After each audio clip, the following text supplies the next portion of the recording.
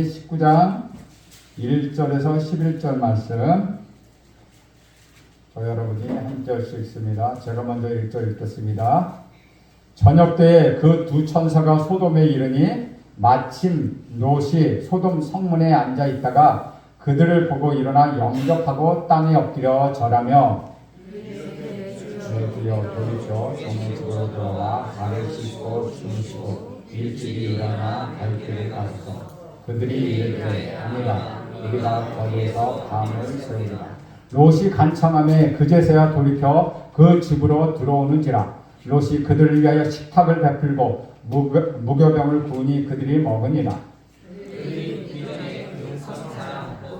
서른 백성들이 롯을 막론하고 원군에서 다 모여 그 집을 에워싸고 롯을 부르고 그에게 이르되 오늘 밤에 내게 온 사람이 어디에 있느냐 이끌어내라. 우리가 그들을 상관하리라.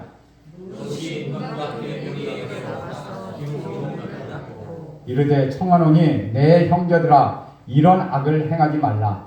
내게 남자를 가까이 하지 아니하는 두 딸이 있느라 청하노니 내가 그들을 너희에게로 이끌어내리니 너희 눈에 좋을 대로 그들에게 말하고 이 사람들은 내 집에 들어왔은즉 이 사람들에게는 아무 일도 저지르지 말라. 그들이 이르되 너는 물러가라. 또 이르되 이 자가 들어와 거류하면서 우리 법관이 되려 하는도다. 이제 우리가 그들보다 너를 더 헤아리라 하고 롯을 밀치며 가까이 가서 그 문을 부수려고 하는지라. 그 사람들이 손을 내려 롯을 짚고 끌어들이고 문을 닫고 함께 있습니다. 문 밖에 무리를 배소를 막론하고 그 눈을 어둡게 하니 그들이 문을 찾으라고 헤매었더라. 아멘. 이것은 주님의 말씀입니다. 사람이 어디서 사느냐에 따라서 그 종류의 갈등을 어떤 종류의 갈등을 겪느냐가 결정됩니다. 한국에 사는 사람은 한국이 안고 있는 시대적 갈등을 안고서 살아갑니다. 우리가 지난번에 코로나로 인한 그 후유증과 경제 침체로 인하여서 우리가 어려움을 겪고 있듯 이러한 갈등은 너나 할 것 없이 모두 함께 겪고 있는 것과 같은 것입니다.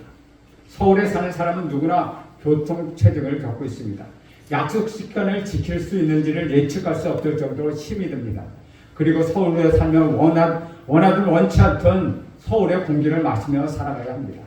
그리고 이 땅에 사는 사람들은 남북 이상가족의 아픔을 동일하게 또한 겪고 있다는 것이죠. 미국에 사는 사람들은 어떻습니까? 미국 사회가 안고 있는 갈등을 똑같이 겪고 있다는 것이죠.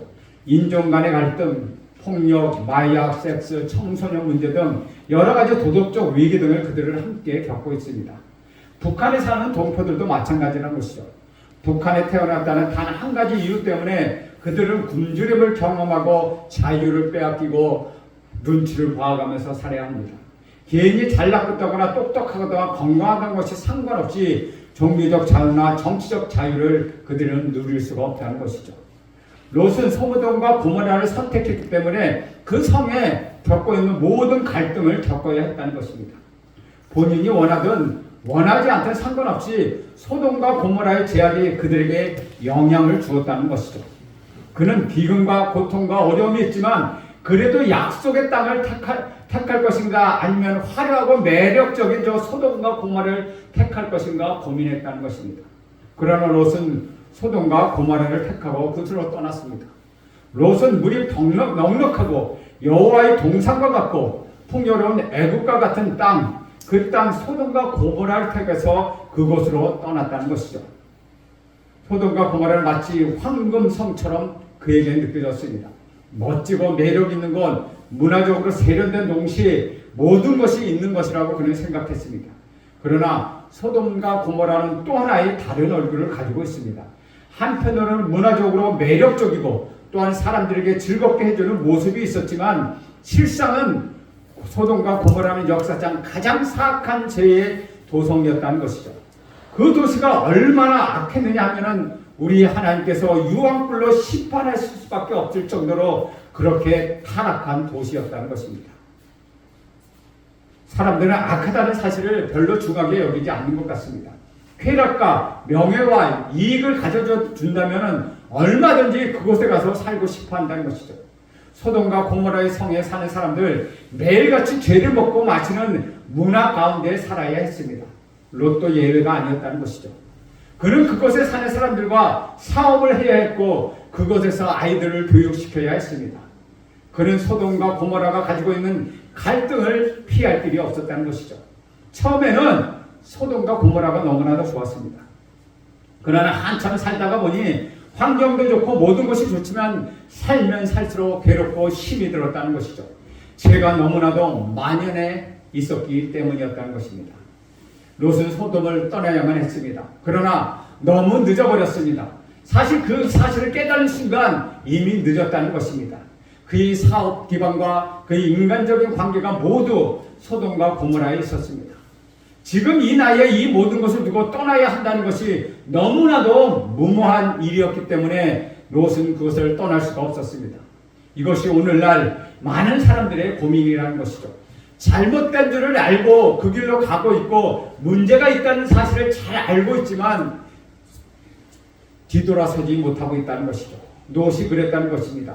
포기할 수도 없고 그렇다고 피할 수도 없는 상태에서 그는 갈등과 고민 속에서 점점점 살기 싫어지고 그의 갈등과 고민은 더욱더 깊어졌다는 것입니다. 1절과 2절 보면 이렇게 기록합니다. 저녁 때에 그 두 천사가 소돔에 이르니 마치 롯이 소돔성에 앉아있다가 그들을 보고 일어나 영접하고 땅에 엎드려 절하며 이르되 내 주여 돌이켜 종의 집으로 들어와 발을 씻고 주무시고 일찍이 일어나 갈 길을 가소서. 그들이 이르되 아니라 우리가 거리에서 밤을 새우리라. 하나님의 아브라함을 만나준 3명의 천사 중에서 한 분은 하나님이셨기 때문에 가게 돌아가셨고 그 나머지 하나님의 2 천사가 날이 저물었을 때 비로소 소돔과 고모라 땅에 도착했습니다. 바로 그때 롯은 소돔 성문에 앉아 있었습니다. 그는 바람을 쐬러 나온 것이 아니라 2 선사를 마중하러 나온 것도 아닙니다. 롯은 깊은 고민과 갈등 속에 빠져 있다는 것을 의미하고 있다는 것이죠.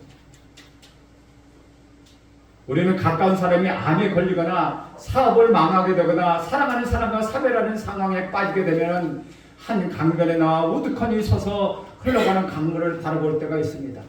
또한 먼 하늘을 바라보면서 그저 마냥 허공을 의시하며 시간을 보내기도 하죠.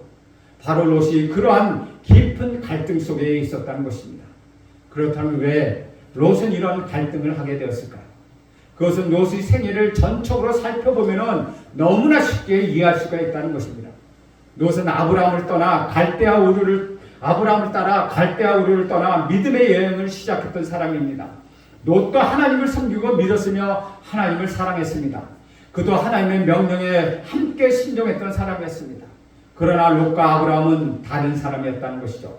결정적인 위기가 올 때 롯은 언제나 도망갔습니다.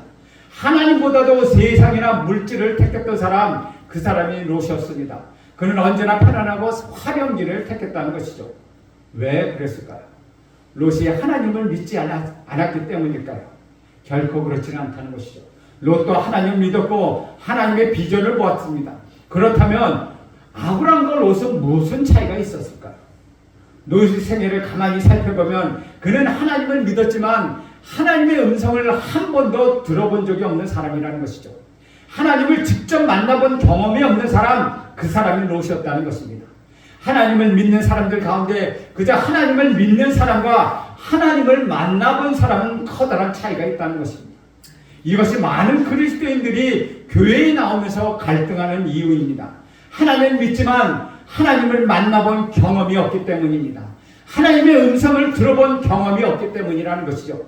이러한 사람은 편안하게 신앙생활을 할 때는 아무런 문제를 느끼지 못하나 위기 앞에 서거나 고난이 닥쳐오면 언제나 물질과 세상의 이성으로 돌아가고 마는 사람들이라는 것입니다. 아브라함과 롯은 하나님의 길은 같이 걸어갔지만 두 사람의 길은 서로 달랐다는 것이죠. 롯은 하나님을 따라간 사람이 아니라 아브라함을 따라간 사람이었다는 것입니다. 신약에서도 이와 비슷한 사람이 나옵니다. 바로 베드로입니다. 성령을 받기 전에 베드로는 롯과 아주 비슷한 상태였습니다. 그는 예수님 만난 순간 예수님께 반했고 우리 예수님을 사랑했습니다. 가족도 버리고 직업도 버리고 예수님을 따라갔습니다. 지적을 보았고 말씀도 들었습니다. 예수님의 삶을 아주 가까이에서 체험하고 보기도 했습니다. 그러나 그는 세상적이고 인간적인 믿음을 가진 사람이었다는 것이죠. 인간적으로 예수님을 사랑하고 인간적으로 헌신하고 인간적으로 충성했다는 것입니다. 그래서 그는 늘 넘어졌습니다. 다 된 것 같았는데 막상 뚜껑을 열고 보니 아무것도 없는 사람, 그 사람이 베드로였다는 것이죠. 그러나 어느 날 우리 예수님이 십자가에 못 박혀 죽을 것을 예언하셨을 때 그의 인간적인 충동심이, 그 충성심이 발동하게 되었습니다. 주님 그리하지 마옵소서, 그 일은 결코 주님에게 일어나지 아니하리라 라고 말했다는 것이죠. 멋진 말이지만 실상 아무런 내용이 없는 말입니다. 이 이야기를 들은 예수님은 뭐라고 말씀하십니까? 사탄아 내 뒤로 물러가라 라고 말씀하십니다. 누가복음 22장 54절에 보면 예수님이 드디어 체포를 당하셔서 노마 병정하게 끌려가셨을 때 베드로는 드러나게 따라가지도 못하고 도망가지도 못했습니다. 멀찍이 그저 우리 주님을 쫓아갔습니다. 왜 그는 멀찍이 우리 주님을 쫓아갔을까요? 드러나게 쫓아가자니 자신이 없고 도망가자니 양심이 찔려서 괴로웠다는 것입니다. 그래서 예수님께서 새벽까지 재판을 받으실 때 이런 계집 중 어떤 계집 중 하나가 이렇게 말합니다. 이 사람 어디서 많이 본 사람 같아요. 혹시 예수님과 예수와 한패가 아니에요? 이 말을 듣는 순간 베드로는 깜짝 놀라 예수? 나는 예수라는 사람 몰라요 하고 부인을 했다는 것입니다. 그것도 한 번이 아니라 3번씩이나 부인했죠. 베드로가 왜 이렇게 되었을까요? 그는 예수님을 믿고 사랑하고 그를 따랐지만 예수님을 몰랐다는 것입니다. 교회를 다니지만 교회를 모르고 하나님을 믿지만 하나님을 모르는 사람, 그 사람의 고민에 그치지 않았다는 것이죠. 갈등이 계속되었다는 것입니다. 그리고 오늘 본문에 나오는 이것이 바로 오늘 본문에 나오는 롯의 모습이었습니다. 그는 소돔에 가지 말아야 했습니다. 그러나 화려하고 매력적인 그 문화적인 것에 이끌려 소돔에 갔고 그곳에서 정착하며 거류하게 되었습니다. 사람들이 비겁해지고 갈등을 겪는 것은 두 마음을 품을 때라는 것이죠. 확고한 믿음이 없을 때, 하나님을 만나본 체험이 없을 때, 단순히 머리로만 하나님을 이해하고 있을 때, 습관적인 신앙을 가지고 있을 때 그 믿음은 아무런 능력을 여러분에게 줄 수 없기 때문에 오히려 여러분은 갈등이 깊어진다는 것이죠. 한 발은 교회에, 한 발은 세상에 두고 그렇게 살아갑니다. 얼마나 갈등이 심하겠습니까? 사랑하는 여러분, 두 발 모두 하나님께 두기까지 갈등을 멈추지 않을 것입니다. 여러분은 두 발을 모두 하나님께 두십시오. 그러면 여러분에게 갈등이 사라지게 될 것입니다. 우리 예수님은 너희는 먼저 그의 나라와 그의 의를 구하라. 그리하면 이 모든 것을 너희에게 더해 주시라고 말씀하십니다. 하나님께 모든 것을 의탁하고 세상에서 그렇게 살아갈 때 세상에서 망하지 않습니다. 오히려 하나님께서 여러분의 삶을 보호해 주시고 여러분을 지켜주시며 여러분에게 축복을 더해 주실 것입니다. 성문에 앉아서 롯은 무슨 생각을 하고 있었을까요? 헤어졌던 삼촌 아브라함을 생각했을지도 모릅니다. 지금은 화려하고 멋지고 쾌락을 주는 소돔성에서의 삶이 행복이 아니라 축복이 아니라는 사실, 지금 그는 너무나도 외롭고 고독하고 그렇게 어렵게 살아가는 것이 험하다는 생각에 그는 삼촌 아브라함을 그리워했을지도 모릅니다. 그때가 정말 좋았어 라고 삼촌을 그리워했을지도 모른다는 것이죠. 또는 롯이 아브라함보다 하나님을 묵상하고 있을지도 모릅니다. 이렇게 추측할 수 있는 근거는 1절, 2절에 나와 있죠. 어떤 낯선 사람에게 그들을 영접하게, 낯선 사람들이 오니까 그들을 영접하면서 땅에 엎드려 절할 수 있었겠습니까? 어떻게 낯선 사람을 보고 그들을 보면서 땅에 엎드려 절하겠습니까? 땅에 엎드려 절했다는 것, 예배했다는 뜻입니다. 아침에 말씀드린 것처럼 마리아가 예수님 발치 앞에 나와 엎드렸다는 것, 예배한 것처럼 이 사람들의 앞에서 엎드렸다는 것, 롯이 예배했다는 것입니다. 사망의 길을 잃고 방황했던 사람이 어느 날 사랑하는 친구가 그곳에 딱 나타났다면 어슬렁어슬렁 천천히 가서 그를 만나겠습니까? 결코 아닙니다. 너무나도 좋아서 너무나도 반가워서 뛰어가서 끌어안고 소리를 지르는 것입니다. 지금 롯은 그와 같이 두 천사를 보고 너무나도 반가웠다는 것이죠. 이것이 롯의 생애 처음으로 하나님을 만나는 경험이었습니다. 그래서 그들을 반갑게 맞이하고 땅에 엎드려 절하였습니다. 롯은 이들을 그냥 보낼 수가 없었습니다. 하나님을 만난 사람은 그 하나님을 그냥 보낼 수가 없다는 것이죠. 어서 오십시오. 제발 저희 집에 들어오십시오. 발을 씻으시고 저희 집에 주무시고 음식을 드시고 하룻밤 편히 쉬다가 떠나십시오 라고 간청하고 있는 것입니다. 이것은 롯이 그동안 얼마나 고독했고 얼마나 외롭게 지낸지를 보여주고 있다는 것이죠. 저는 이 말을 이렇게 들었습니다. 나는 돈도 있고 명예도 인기도 싫습니다. 이 모든 것은 결코 나에게 행복과 평안을 주지 않았습니다. 나는 하나님에 대하여 목이 마르고 있습니다. 지금 하나님을 뵙고 싶습니다.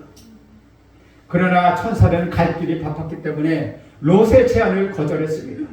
우리는 이 밤에 여기서 이 도시가 얼마나 악한지를 잘 살펴보아야 합니다. 그렇기 때문에 우리는 거리에서 지낼 것입니다. 라고 말했습니다. 그런데 3절을 보십시오. 3절을 함께 읽겠습니다. 시작. 롯이 간청함에 그제서야 돌이켜 그 집으로 들어오는지라. 롯이 그들을 위하여 식탁을 베풀고 무교병을 부니 그들이 먹으니라. 롯이 이 두 천사에게 절대로 그냥 갈 수 없다고 놓아주지 않았다는 것이죠. 정말 간신히 자신의 모든 정성을 다하여 자기 집에 유할 것을 청하였습니다. 두 천사는 그의 간청에 못 이겨 마음을 바꿨습니다. 여기서 간청했다는 것은 그 말보다 더 깊은 뜻을 갖고 있습니다. 그냥 마음을 다하여 나의 온갖 것을 다하여 그들에게 정말 간청하고 정말 그들에게 소원을 얘기해서 이렇게 해주십시오 라고 매달렸다는 것이죠. 우리는 여기서 하나님의 마음을 바꿀 수 있다는 사실을 배우게 된다는 것입니다. 삭개가 예수님을 보기 위하여 돌무화과 나무 뽕나무에 올라갔습니다. 삭개의 이름은 히브리 말로 하면 스가랴입니다. 스가랴를 약어로 얘기할 때 삭개 그렇게 불렀습니다. 그래서 그의 이름이 삭개오가 되었습니다. 삭개오는 뜻은 의로운 사람이란 뜻입니다. 자기 부모님이 자식의 이름을 지어줄 때 의로운 사람이 되기를 원했고 축복하기를 원해서 그렇게 이름을 지었습니다. 그러나 삭개오는 그 이름대로 살지 못했습니다. 삭개오는 그 이름의 뜻을 알면서도 하나님을 잘 믿는 의로운 사람이 되고 싶었다는 것입니다. 맹인인 바디메오는 예수님이 자기 앞에 그냥 지나가시지 않게 내버려 두지 않았습니다.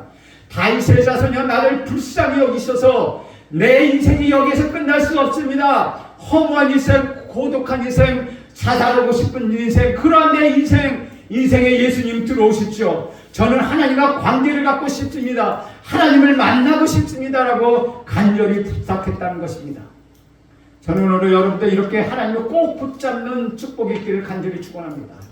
하나님이 그냥 지나가지 마십시오. 저는 하나님 없이는 살 수 없습니다 라고 고백하는 여러분이 되기를 간절히 소원합니다. 롯은 늦게 철이 든 사람입니다. 좋은 시절을 다 보내고 이렇게 늦게서야 소돔과 고모라가 멸망하기 직전에 와서야 인생의 진실을 알게 되었고 하나님에 대하여 목말라 하고 있었다는 것이죠. 사랑하는 여러분, 안심하십시오. 결코 하나님 만나는 나이에는 늦은 나이가 없습니다. 늦게라도 여러분은 하나님을 만나야 합니다. 아무리 늦어도 우리 하나님을 만나야 합니다. 롯은 허송세월을 다 보내고 나서 가장 소중한 것이 무엇인지 깨달았습니다. 이와 비슷한 사람이 또 한 사람이 있습니다. 바로 야곱입니다. 그는 모든 것을 얻었지만 단 하나 그가 얻지 못하는 것이 있었습니다. 그것이 바로 하나님이었습니다. 그래서 그가 약복강가에서 불안해하며 배회하며 잠을 이루지 못하고 있을 때 그는 그날 밤 돌베개를 저고 잠을 청하는 도중에 하나님을 만났습니다. 하나님을 붙잡고서 하나님 나를 축복해 주기 전에 가지 못합니다 라고 애원하였다는 것이죠. 천사가 급한 길을 가기 위하여 그의 환도뼈를 쳤습니다. 환도뼈라는 것은 허리 아래의 넓적다리를 말합니다. 그런데 환도뼈는 히브리어로 말하면 두 가지 뜻을 가지고 있습니다. 야레크와 카프란 뜻인데 야레크는 넓적다리 또한 환도뼈를 말하고 카프는 속이 비어있는 오목한 곳, 쉽게 말하면은 오목한 곳 얘기하는데 지금 하나님이 야곱을 친 것은 야레크가 아니라 카프였습니다. 카프는 쉽게 말하면 오목한 곳, 고관절을 이야기하고 있다는 것이죠. 그러나 그는 다시 말하면 그는 고관절이 위골되었음에도 천사를 놓지 않았다는 것입니다. 위골은 뼈바디가 어그러진 현상을 이야기합니다. 천사가 그의 이름을 묻고 나서야 새 이름을 주었습니다. 여러분 이제라도 하나님을 붙잡고 하나님 없이는 나는 살 수 없습니다 라고 고백하는 인생이 되기를 간절히 원합니다. 4절 말씀 한 목소리로 읽겠습니다. 시작. 그들이 눕기 전에 그 성사람 곧 소돔 백성들이 노소를 막론하고 원군에서 다 모여 그 집을 에워싸고. 우리는 이 말씀에서 두 가지 사실을 알 수 있습니다. 첫째, 천사가 온 사실은 사탄이 먼저 알았다는 것이죠. 마귀는 우리가 은혜 받을 것을 제일 싫어합니다. 마귀는 우리가 기도하는 것을 제일 싫어합니다. 마귀는 우리가 교회에서 예배하는 것, 그거보다도 하나님을 만나는 것을 더욱 싫어한다는 것이죠. 하나님을 만나기 위해 기도하는 그 순간 마귀는 보따리를 쏘고 떠나갈 준비를 한다는 것입니다. 우리가 하나님께 소리 높여 기도할 때 마귀는 비로소 우리로부터 떠나간다는 것이죠. 하나님께서 오는 소식을 마귀가 먼저 알았다는 것입니다. 그래서 그것을 막으려고 한다는 것이죠. 우리 마귀는 우리 예수님이 십자가를 못 지게 하기 위하여 여러 가지 유혹을 하였다는 것이죠. 첫 번째는 2살 이하의 아이들을 모두 죽여서 우리 예수님을 애굽으로 피신하게 만들었습니다. 신들어는 우리 예수님 제자들을 통하여 마귀들은 제자를 통해서 유혹했다는 것이죠. 예수님 십자가를 지지 마십시오. 예수님은 그렇게 할 수 없습니다. 끝없이 사탄은 예수님이 십자가 지는 것을 방해했다는 것입니다.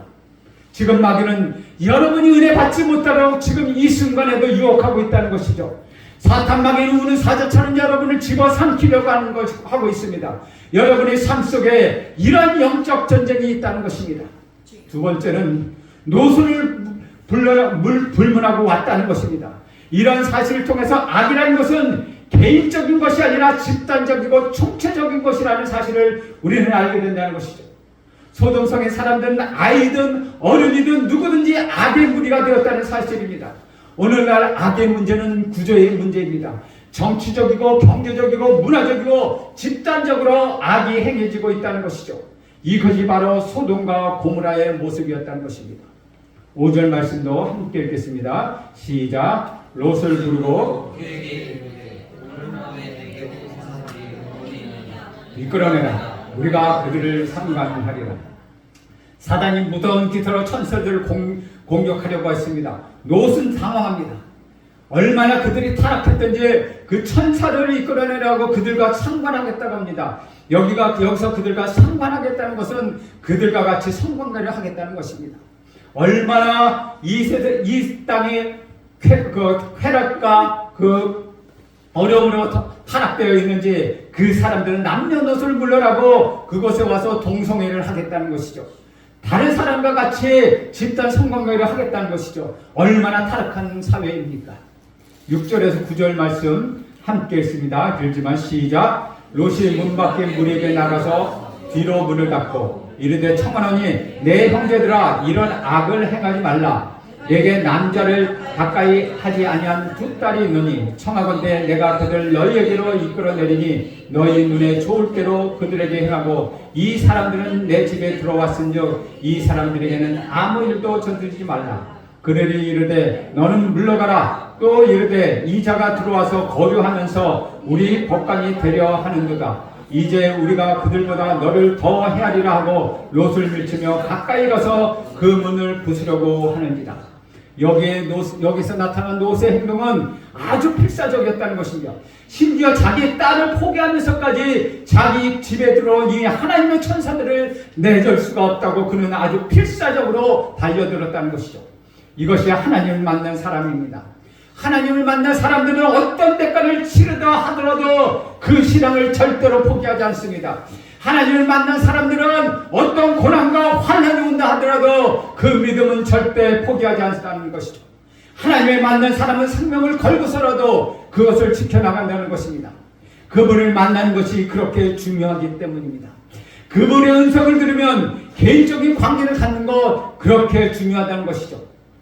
오늘 본문을 보면 소돔성의 백성들이 얼마나 거치고 얼마나 사악하고 얼마나 타락한 존재인지를 보여주며 또한 평소에 롯에 대해 좋은 감명을 갖고 있지 않았다는 사실을 우리는 엿볼 수 있다는 것이죠. 그래서 이들은 롯의 집에 들어온 천사가 아니라 이제는 롯을 죽이려고 위협합니다. 롯은 악한 사람과 살았지만 결국 하나님의 사람이었습니다. 하나님의 사람은 아무리 악한 사람과 살아도 결국 하나님의 사람이라는 것입니다. 어려서부터 예수를 믿는 집안에서 자라난 사람은 아무리 타락한다 해도 언젠가는 다시 하나님께 돌아오게 되어 있습니다. 왜냐하면 그는 하나님의 사람이기 때문입니다. 롯은 소돔과 고모라에서 살았지만 하나님이 택한 백성이었습니다. 그래서 그는 하나님의 사람이라는 것이죠. 우리 10절과 11절 말씀 함께 읽겠습니다. 시작. 그 사람들이 손을 내밀어 문을 닫고 문 밖의 무리를 대소를 막론하고 그 눈을 어둡게 하니 그들이 문을 찾느라고 헤매었더라. 롯은 물리적으로 더 이상 해볼 방법이 없었습니다. 이제는 자기마저 죽게 되었습니다. 그들이 공격의 화살을 맞거나 피할 길이 없었다는 것이죠. 그들은 막 문을 뜯어내고 들어오려고 하는 참이었습니다.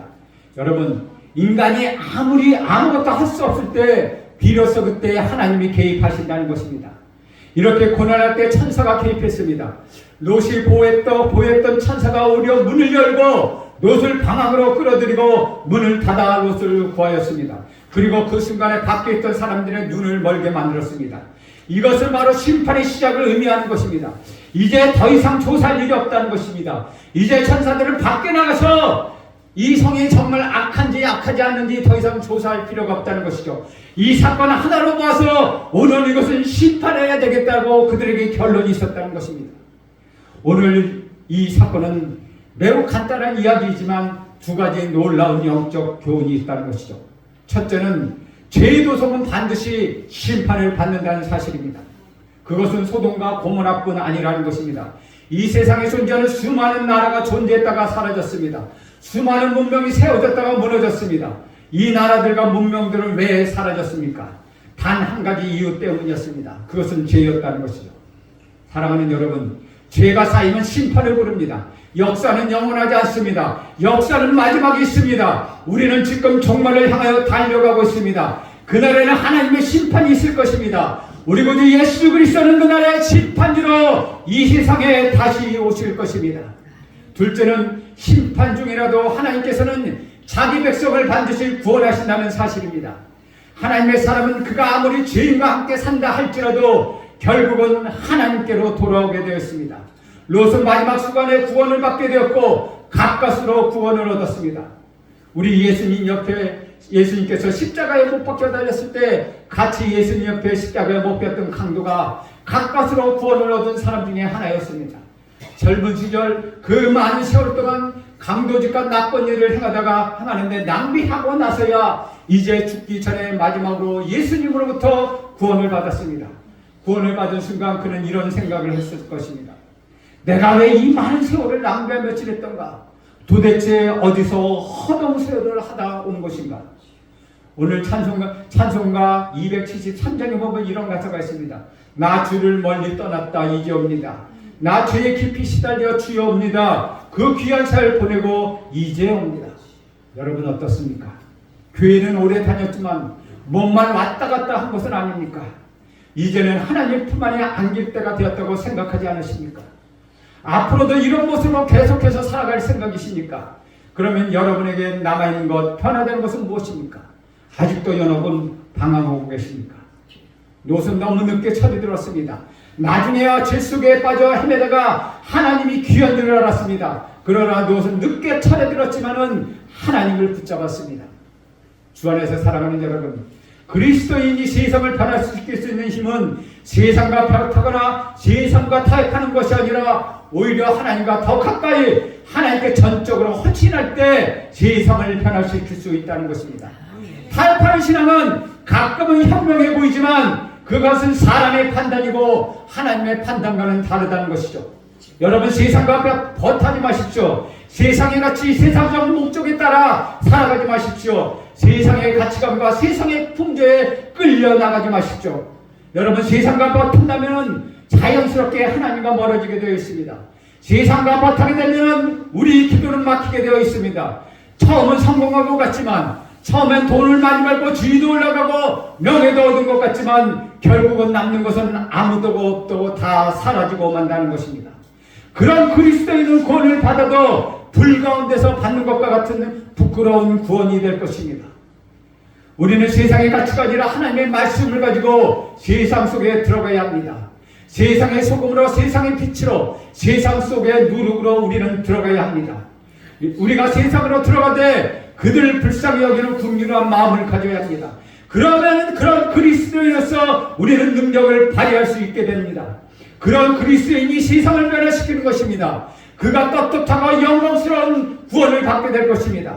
저는 오늘 우리 재성교회 성도 여러분이 모두 다 그런 구원을 받길 간절히 소원합니다. 떳떳한 구원, 영광스러운 구원을 받길 간절히 소원합니다. 여러분 모두가 세상의 빛으로, 세상의 복음으로, 세상의 누구로 살아가는 그런 성도가 되길 간절히 소원합니다. 기도하겠습니다. 하나님, 롯이 오랜 생활을 지내다가 갈등하다가 하나님께 돌아왔습니다. 하나님께 돌아오는 시간은 늦은 때가 없다고 말씀하십니다. 지금 이 시간 우리의 마음을 변화시켜서 온전히 하나님만 붙들고 사는 우리 모두가 되게 하여 주시옵소서. 세상의 소금으로 거듭나게 하시고 빛으로 거듭나게 하시고 세상의 누룩으로 살아가게 하여 주시옵소서.